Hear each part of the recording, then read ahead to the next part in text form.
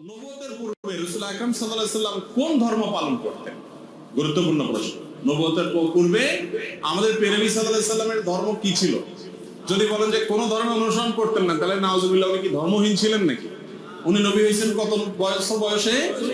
40 বছর বয়সে। তাহলে 40 বছর বয়স মানে তো জীবনের মূল টাইমটা প্রায়। তো 40 বছর পর্যন্ত উনি নিজে তো নবী ছিলেন না, উনি নবী হয়েছেন তারপরে। তাহলে 40 বছর পর্যন্ত নবী হওয়ার আগে তার ধর্ম কি ছিল? এর উত্তর হলো যে আম্মাজান আয়েশা রাদিয়াল্লাহু তাআলা আনহা বর্ণিত হাদিস, যেটি বুখারীতে আসছে, মুসলিমে আসছে, তিনি বলেছেন যে কান নবী সাল্লাল্লাহু আলাইহি সাল্লাম ইয়াখলু বিগার হিরা ইয়াতাহান্নাফ ফি। নবী সাল্লাল্লাহু আলাইহি সাল্লাম নবী হওয়ার আগে হেরা গুহায় গিয়ে ইবাদত বন্দেগী করতেন। ইয়াতাহান্নাফ এর তরজমা ইবনে হাজার আসকালানি রহমাহুল্লাহ অনেকে বলেছেন ইয়াতাহান্নাফ, অর্থাৎ ইব্রাহিম আলাইহিস সালামের যে দ্বীন হানিফ ছিল, ওই দ্বীন হানিফের উপরে তিনি অটল থাকতেন, অবিচল থাকতেন। সমাজের বিভিন্ন অপরাধ, এগুলোর যে আপনার কি বলে এটাকে, এগুলোর যে ছোঁয়া, এগুলোর যে আঁচ, এগুলো নবীজি সাল্লাল্লাহু আলাইহি সাল্লামের গায়ে তিনি লাগাতে দিতেন না, বরং তিনি হেরা গুহায় গিয়ে আল্লাহর ইবাদত। গিয়াসউদ্দিন তাহিরির বক্তব্য হচ্ছে শেখ আহমদুল্লাহ এই কথার দ্বারা কাফের হয়ে গেছে। কিন্তু কাউকে তাকফির করা, কাফের বলা কি এত সহজ? কাউকে যদি আপনি তাকফির করেন এবং সেখানে যদি দলিল আল কাতাই, অকাট্য প্রমাণ আপনার কাছে না থাকে, তাহলে ওই ব্যক্তি কাফের নয়, বরং যে অপরজনকে কাফের বলছে সে অটোমেটিক্যালি নিজে কাফের হয়ে যায়। গিয়াসউদ্দিন তাহিরি সাহেব কি এই হাদিসটাকে সামনে এনে আব্দুল্লাহ ইবনে আব্বাসকেও তিনি আসামির কাঠগড়ায় দাঁড় করাবেন? তিনি কি এখন আব্দুল্লাহ ইবনে আব্বাসের মতো বড় সাহাবীকেও 48 ঘন্টার আলটিমেটাম দিবেন? সাম্প্রতিক সময়ে আমরা সোশ্যাল মিডিয়াতে একটি বিষয় নিয়ে খুব বেশি আলোচনা এবং সমালোচনা হচ্ছে, যেটি আমরা দেখছি। সে বিষয়টি হচ্ছে মুহতারাম শেখ আহমদুল্লাহ হাফিজাহুল্লাহ, তার একটি খণ্ডিত বক্তব্য নিয়ে অনেক বেশি আলোচনা এবং সমালোচনা হচ্ছে, এবং সেই সমালোচনার রেশ ধরে গিয়াসউদ্দিন তাহিরি সাহেব তিনি আহমদুল্লাহ সাহেবকে 48 ঘন্টার আলটিমেটাম দিয়েছে। মুহতারাম শেখ আহমদুল্লাহ হাফিজাহুল্লাহ তিনি কোনো এক প্রসঙ্গে আলোচনা করতে গিয়ে বলেছেন, রাসূল সাল্লাল্লাহু আলাইহি ওয়াসাল্লামের নবুয়তি জিন্দেগি হচ্ছে 23 বছর, এর মধ্যে 13 বছর তিনি মক্কায় অবস্থান করেছেন এবং 10 বছর তিনি মদিনাতে অবস্থান করেছেন। আসুন ব্যক্তি প্রাধান্য নয়, ব্যক্তিকে আমরা ফোকাস না করে কোরআন এবং সুন্নাহকে আমরা ফোকাস করব, যে আসলে এই বিষয়ে কোরআন এবং সুন্নাহর স্পষ্ট বিধিবিধানগুলো আসলে কি। আমরা সকলে জানি রাসূল সাল্লাল্লাহু আলাইহি ওয়াসাল্লাম তিনি মোট হায়াত পেয়েছিলেন 63 বছর। এই 63 বছর জিন্দেগির মাঝে তার বয়স যখন 40, তখন আল্লাহ সুবহানাহু ওয়া তাআলা তাকে নবুয়ত প্রদান করেন এবং তিনি মক্কাতে 13 বছর কাটান এবং মদিনাতে 10 বছর কাটান। এক্ষেত্রে আমরা আরো চমৎকার একটি হাদিস আপনাদের সামনে পেশ করতে পারি। সহিহুল বুখারী হাদিস নাম্বার 3902, عن ابن عباس رضي الله عنهما قال بعث رسول الله صلى الله عليه وسلم ل40 سنة فمكث بمكة 13 سنة يوحى إليه ثم أمر بالهجرة فهاجر 10 سنين ومات وهو ابن 63। ইবনু আব্বাস রাদিয়াল্লাহু আনহু থেকে বর্ণিত, তিনি বলেন রাসূল সাল্লাল্লাহু আলাইহি ওয়াসাল্লামকে নবুয়ত প্রদান করা হয়েছে মূলত 40 বছর বয়সে। অতঃপর তিনি 13টি বছর মক্কায় অবস্থান করেন এবং 10 বছর তিনি মদিনাতে অবস্থান করেন। অতঃপর 63 বছর বয়সে তিনি দুনিয়া থেকে বিদায় গ্রহণ করেন। এখন গিয়াসউদ্দিন তাহিরি সাহেব কি এই হাদিসটাকে সামনে এনে আব্দুল্লাহ ইবনে আব্বাসকেও তিনি আসামির কাঠগড়ায় দাঁড় করাবেন? তিনি কি এখন আব্দুল্লাহ ইবনে আব্বাসের মতো বড় সাহাবীকেও 48 ঘন্টার আলটিমেটাম দিবেন? গিয়াসউদ্দিন তাহিরি সাহেব কি এখন সাহাবায়ে কেরামের বিরুদ্ধে মামলা করতে পারবেন? আরো চমৎকার পয়েন্ট হচ্ছে, এটা তো গেল ইবনে আব্বাসের বর্ণনায় হাদিস, তাহলে সাহাবায়ে কেরামের এই হাদিস যদি আমি নাও নেই, তাহলে রাসূলের মুখের বাণী কি?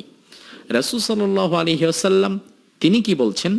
সহিহ মুসলিম হাদিস নাম্বার 5833, عن جابر بن سمرة رضي الله عنه قال قال رسول الله صلى الله عليه وسلم إني لأعرف حجرا بمكة كان يسلم علي قبل আন উবাথ ইন্নী লা আরিফুহুল আন।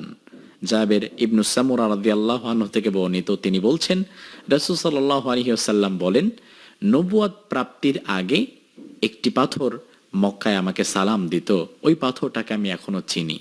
অর্থাৎ নবুয়ত প্রাপ্তির আগে মানে কি? রাসূল সাল্লাল্লাহু আলাইহি ওয়াসাল্লামের এই হাদিসগুলোকে যখন আপনি সামনে আনবেন তখন তো এটা স্পষ্টত প্রতীয়মান হয় যে রাসূল সাল্লাল্লাহু আলাইহি ওয়াসাল্লাম বস্তুত অফিসিয়ালি নবুয়ত লাভ করেছেন তিনি 40 বছর বয়সে। ইসহাক আলাইহিস সালামের জন্মের পূর্বেই আল্লাহ সুবহানাহু ওয়া তাআলা কোরআনুল কারীমে বলছেন, ওয়া বাশশারনাহু বিইসহাক নাবিয়্যাম মিনাস সলিহিন, আমি ইসহাককে একজন সালেহ এবং নবী হিসাবে প্রেরিত করছি, মনোনয়ন করেছি।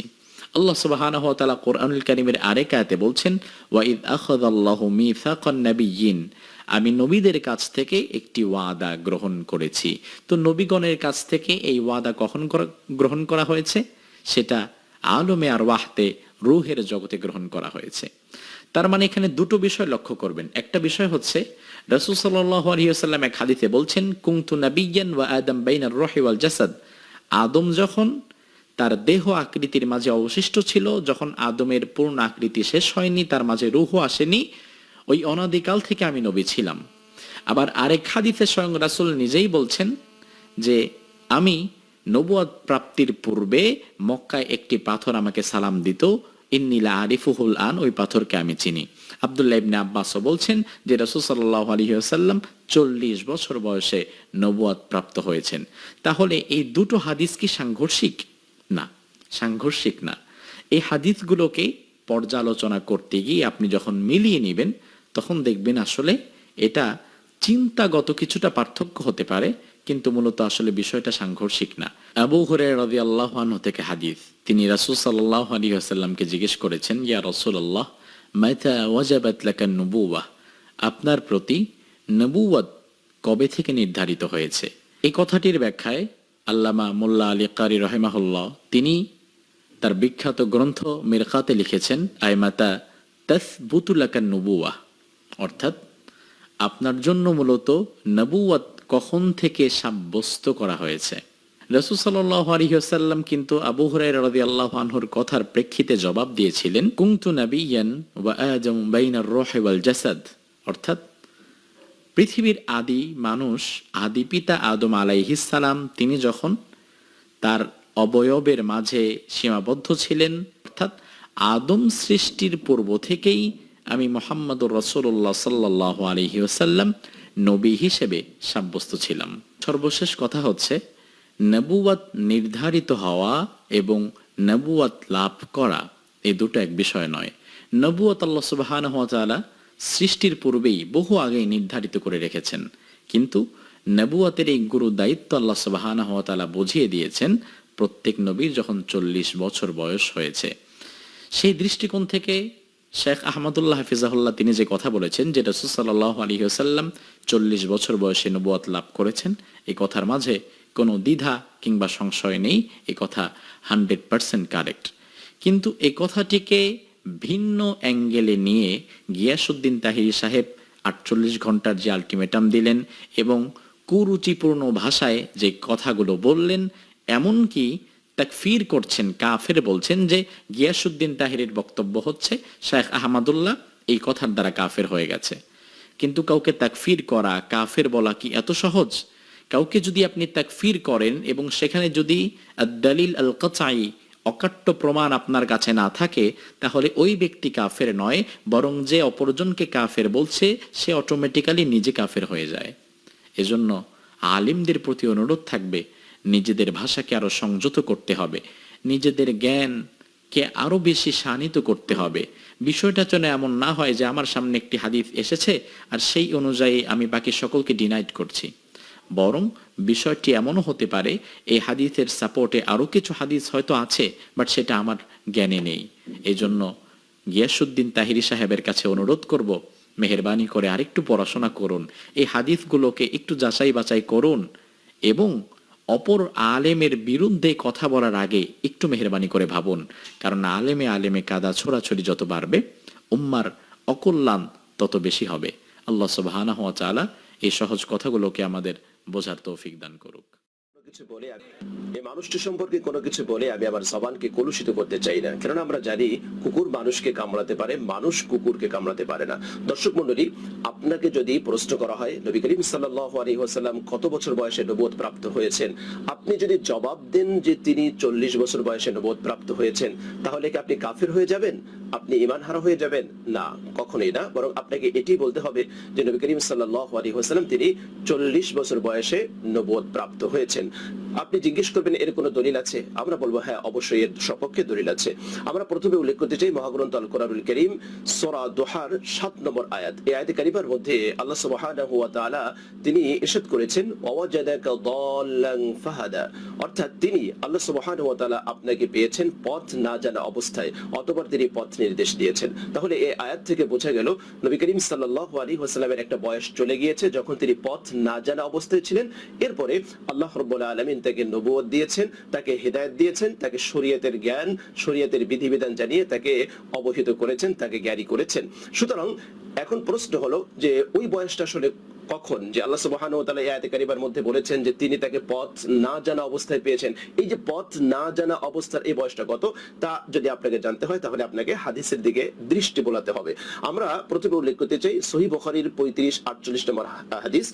আনাস ইবনে মালিক রাদিয়াল্লাহু তাআলা আনহু থেকে বর্ণিত, তিনি বলেন বাসাহুল্লাহু আলা রাসি 40 সানাতান, আল্লাহ সুবহানাহু ওয়া তাআলা নবী করিম সাল্লাল্লাহু আলাইহি ওয়াসাল্লামকে 40 বছর বয়সে তিনি নবুয়ত দিয়েছেন বা নবী হিসেবে তাকে প্রেরণ করেছেন। তাহলে এখানে আপনি যদি প্রশ্ন করেন যে নবী করিম সাল্লাল্লাহু আলাইহি ওয়াসাল্লাম কত বছরে নবুয়ত লাভ করেছেন, আর যদি কেউ বলে যে 40 বছর বয়সে তিনি নবুয়ত লাভ করেছেন, তাহলে আপনি কি ফতোয়া দিবেন যে সে ব্যক্তি কাফের, সে ব্যক্তি ঈমানহারা? তাহলে বলুন, যদি সাহস থাকে তাহলে বলেন আনাস রাদিয়াল্লাহু তাআলা আনহু তিনি কাফের হয়েছেন, কারণ তিনি তো বলেছেন যে নবী করিম সাল্লাল্লাহু আলাইহি ওয়াসাল্লাম 40 বছর বয়সে নবুয়ত প্রাপ্ত হয়েছে, নবুয়ত লাভ করেছেন। যদি বুকের পাঠায় যদি দম থাকে, মায়ের যদি এক ফোঁটা দুধ খেয়ে থাকেন, তাহলে বলেন যে আনাস রাদিয়াল্লাহু তাআলা আনহু তিনি ঈমানহারা হয়েছেন, তিনি কাফের হয়েছেন।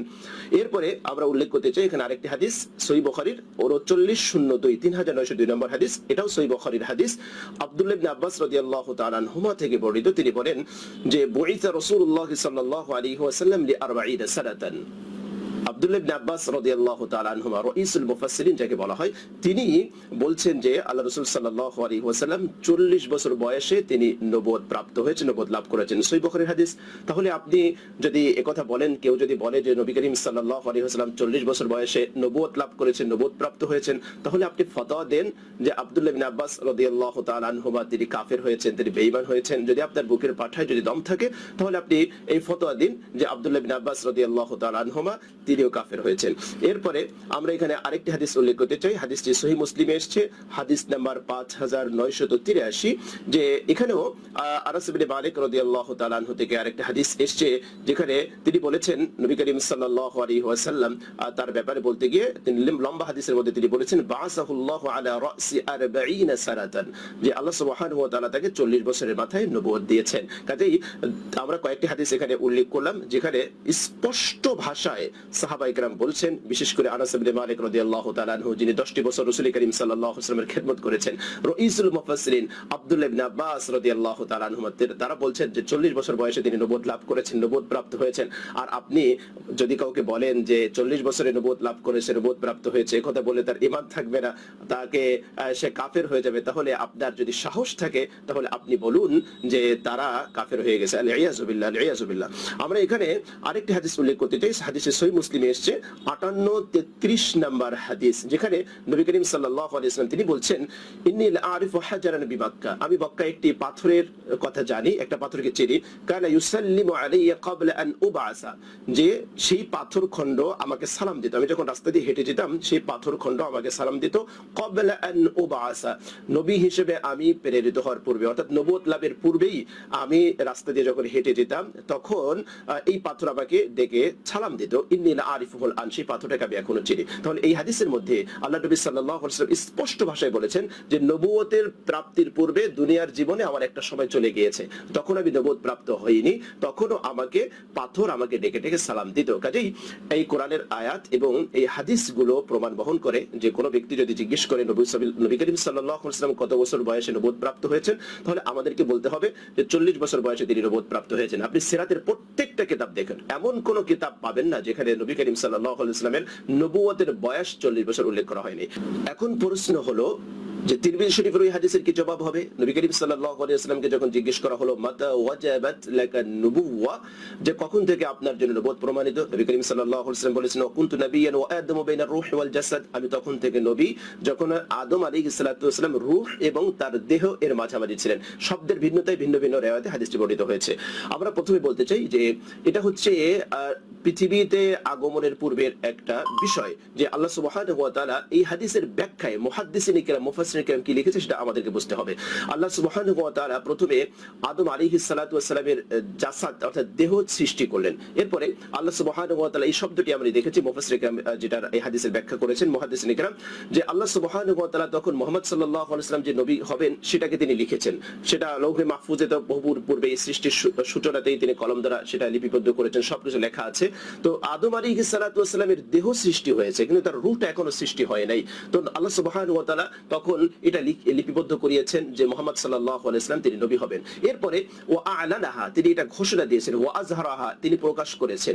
তাহলে আমরা বলতে পারি যে আল্লাহর নবী সাল্লাল্লাহু আলাইহি ওয়াসাল্লাম তিনি নবী হবেন, এটা আদম আলাইহিস সালাতু ওয়াস সালামের দেহটা সৃষ্টি হয়েছে, অর্থাৎ আল্লাহ সুবহানাহু ওয়া তাআলা এটাকে ঘোষণা দিয়েছেন, এটাকে লিখিয়েছেন, এটাকে প্রকাশ করিয়েছেন যখন বাদা জাসাদি আদম, অর্থাৎ আদম আলাইহিস সালাতু ওয়াস সালামের দেহ তৈরি করার পরে।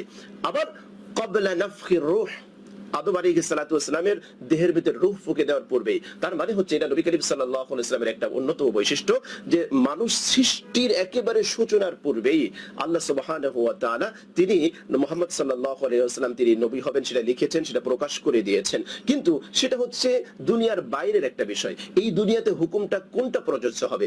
দুনিয়াবি হুকুম ওইটাই প্রযোজ্য হবে যা দুনিয়ার জন্য আল্লাহ সুবহানাহু ওয়া তাআলা প্রেরণ করেছেন। আমরা এখানে একটা এক্সাম্পল দেই। ঈসা আলাইহিস সালাতু ওয়াস সালাম যখন তার মা তাকে নিয়ে চলে আসছে, তখন তার কওম তাকে যখন তোহমত দিল, অপবাদ দিল, তখন তিনি এই সন্তানের দিকে ইঙ্গিত করে দিলেন যে এই সন্তানের দিকে এর সাথে কথা বলো, ফাআশারাত ইলাইহি, সন্তানের দিকে নির্দেশ করলেন। তখন তারা বলল ক্বালু কাইফা নুকাল্লিমু মান কানা ফিল মাহদি সাবিয়্যা, যে দুলনা শিশুর সাথে আমরা কিভাবে কথা বলবো? তখন হযরত ঈসা আলাইহিস সালাতু ওয়াস সালাম তিনি করে বললেন আতানিয়াল কিতাব ওয়া জাআলানি নাবিয়্যা, ক্বালা ইন্নী আব্দুল্লাহ আতানিয়াল কিতাব ওয়া জাআলানি নাবিয়্যা, যে আমি আল্লাহর বান্দা, আতানিয়াল কিতাব, তিনি আমাকে কিতাব দিয়েছেন, ওয়া জাআলানি নাবিয়্যা, তিনি আমাকে নবী বানিয়েছেন। তাহলে ঈসা আলাইহিস সালাতু ওয়াস সালাম দুনিয়ায় জন্মগ্রহণ করার পরে ওই সময় তিনি বলছেন যে আমাকে কিতাব দিয়েছেন, আমাকে তিনি নবী বানিয়েছেন। তার নবুয়ত কি, তার শরীয়ত কি ওই সময় থেকে কার্যকর হবে? আল্লামা ইবনে কাসির রাহিমাহুল্লাহ, ইকরিমা রাহিমাহুল্লাহ তার উদ্ধৃতি দিয়ে এই আয়াতের ব্যাখ্যায় লিখেছেন যে এখানে হযরত সাইয়্যিদনা ঈসা আলাইহিস সালাতু ওয়াস সালাম তিনি বলেছেন যে আমাকে কিতাব দেওয়া হয়েছে, অর্থাৎ আমাকে কিতাব দেওয়া হবে, আমি যে আমাকে কিতাব দেওয়া হবে, আমাকে নবী বানানো হবে এবং এটা পূর্ণতা পাবেই।